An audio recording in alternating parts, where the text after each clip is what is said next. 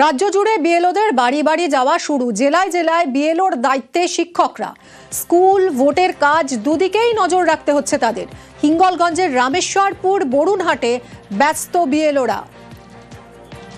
স্কুলের আগে এবং পরে বাড়ি বাড়ি বিএলওরা। এসআইআর আতঙ্কে বয়স্কদের একাংশ। আজ থেকেই রাজ্যে শুরু হয়ে গেল SIR. BLO booth level officer তারা বাড়ি বাড়ি যাবেন, তারা এনুমারেশন ফর্ম দেবেন।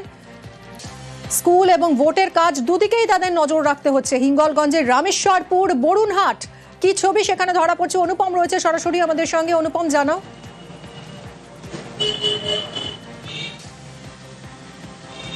দেখো মিমি, এই যে হিঙ্গলগঞ্জের রামেশ্বরপুর বরুণহাট, এখানকার যে 39 নম্বর বুথে এখানকার যে বিএলও তিনি ইকবাল হোসেন, তিনি কিন্তু একদম সকাল সকাল ভোর হতেই কিন্তু তিনি এসআইআর এর যে ফর্ম, সেই ফর্ম হাতে কিন্তু তিনি গ্রামে বাড়িতে বাড়িতে পৌঁছেই যাচ্ছেন। তার যেটা বক্তব্য যে তার একসঙ্গে দুটো দায়িত্ব পালন করতে হচ্ছে। একদিকে যেমন তিনি শিক্ষক, তার স্কুলের দায়িত্বটা পালন করতে হচ্ছে, অন্যদিকে বিএলওর দায়িত্বে যাতে যেহেতু তাকে নিযুক্ত করা হয়েছে সেই দিকটাও তাকে দেখতে হচ্ছে এবং এই দায়িত্বটাও তাকে পালন করতে হচ্ছে। সেই জন্য একদম সকালবেলায় ভোর থাকতে তিনি গ্রামে বেরিয়ে পড়েছেন, প্রতিটা বাড়িতে বাড়িতে যাচ্ছেন, তাদেরকে বোঝাচ্ছেন কিভাবে ফর্ম ফিল আপ করতে হবে, কিভাবে কি কি করতে হবে, সবকিছু তাদেরকে বোঝাচ্ছেন।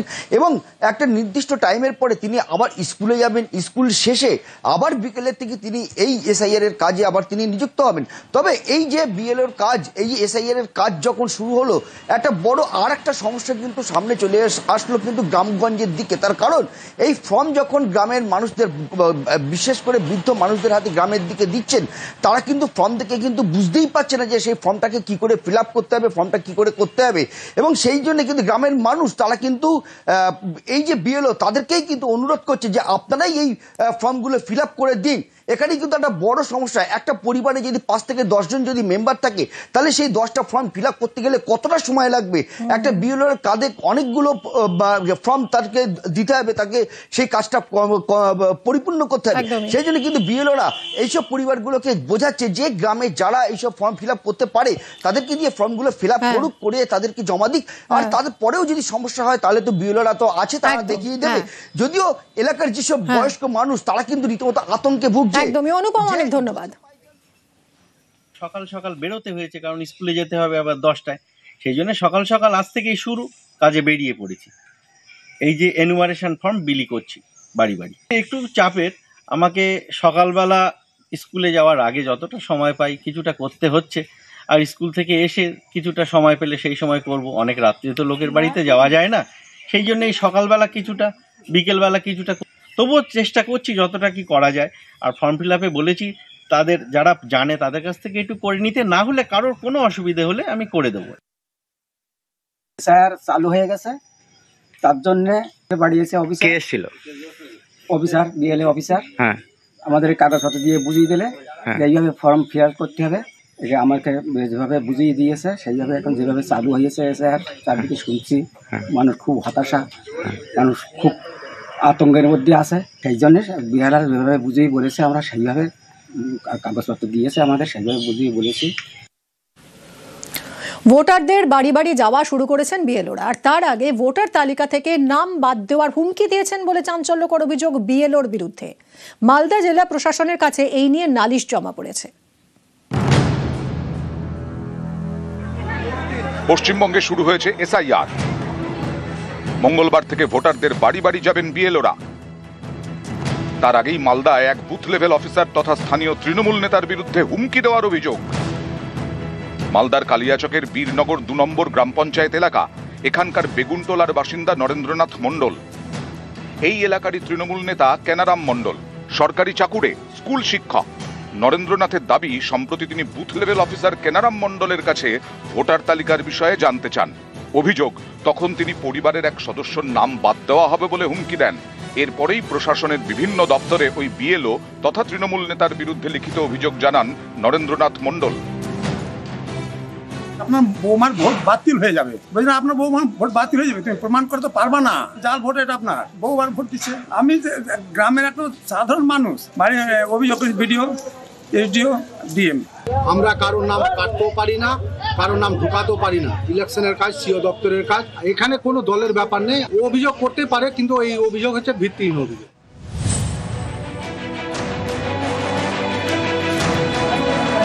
পশ্চিম বর্ধমানের আসানসোল, এখানকার 3টি প্রাইমারি স্কুলে মোট 6 জন শিক্ষক, সকলেরই এসআইআর এর কাজ পড়েছে। এতেই তারা চিন্তায়। তাদের প্রশ্ন, স্কুলে ক্লাস নেবেন কিভাবে? আর যদি ক্লাস নিতে হয় তাহলে এসআইআর এর কাজ করবেন কিভাবে? স্কুল করার পরে তো আর ভোটারদের বাড়ি বাড়ি যাওয়া সম্ভব নয়। আমাদের দুজনাকেই নিয়ে নেওয়া হয়েছে বিএলও দায়িত্বে।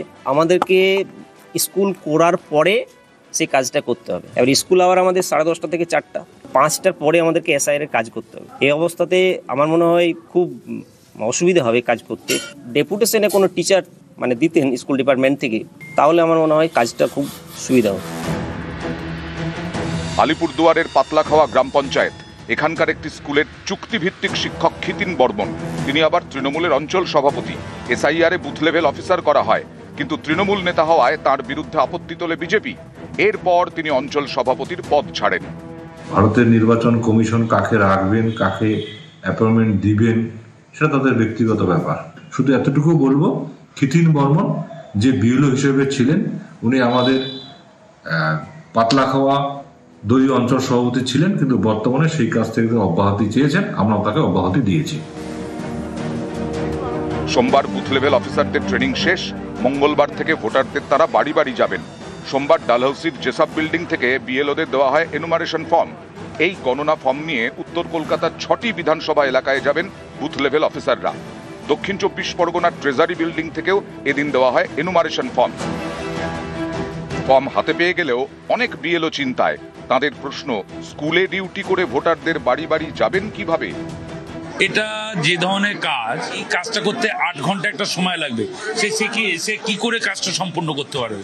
এই জন্য এটাকে ফুল ডিউটি দিতে হবে, আদারওয়াইজ কিন্তু ইন সার্ভিস ইয়েতে কাজ করা সম্ভব নয়। অন ডিউটি না দিলে আমাদের তো 4:30 অব্দি স্কুল, কারণ ডে স্কুল, তো 4:30টার পরে কাজটা করা কখনোই সম্ভব না। আর মহিলাদের পক্ষে সন্ধ্যাবেলা বাড়ি বাড়ি গিয়ে ফর্ম বিলি করার কাজটা একেবারেই সম্ভব না। নিউজ 18 বাংলা। বিএলওদের ফের গ্রেফতারি হুঁশিয়ারি। কমিশনের নির্দেশ অমান্যে বিহারের মতো গ্রেফতারি। বিএলওদের হুঁশিয়ারি দিয়েছেন শুভেন্দু অধিকারী। অযথা আতঙ্কের পরিবেশ তৈরি করছে বিজেপি। বিএলওদের সব রকম সাহায্যের আশ্বাস অভিষেক বন্দ্যোপাধ্যায়ের। এখন বিএলও হতে গিয়ে ঘোষণা করছে আমরা তৃণমূল করি না। নজর আমাদের থাকবে, ব্যবস্থা আমরা নেব, এবং সব হিন্দু বুথে বিএলএ 2 থাকছে। এবং আমি বলেছি সব রাজনৈতিক দলের বিএলএ 2দের সমন্বয় করে করব, এবং বিএলওদের স্পেসও খুব কম। কোনো পলিটিক্যাল পার্টির কথা না শুনে ইলেকশন কমিশনের গাইডলাইন টোটো ফলো করা উচিত। একদম ইলেকশন কমিশনের লিখিত গাইডলাইন, তার বাইরে বিএলওরা দয়া করে যাবেন না। বিহারে বহু বিএলও বিপদে পড়েছে, এফআইআর হয়েছে, অ্যারেস্ট হয়েছে। যদি সুরক্ষা না পান, আক্রান্ত হন, ইলেকশন কমিশনেরও দ্বারস্থ হন, আপনারা আমাকে জানাতে পারেন।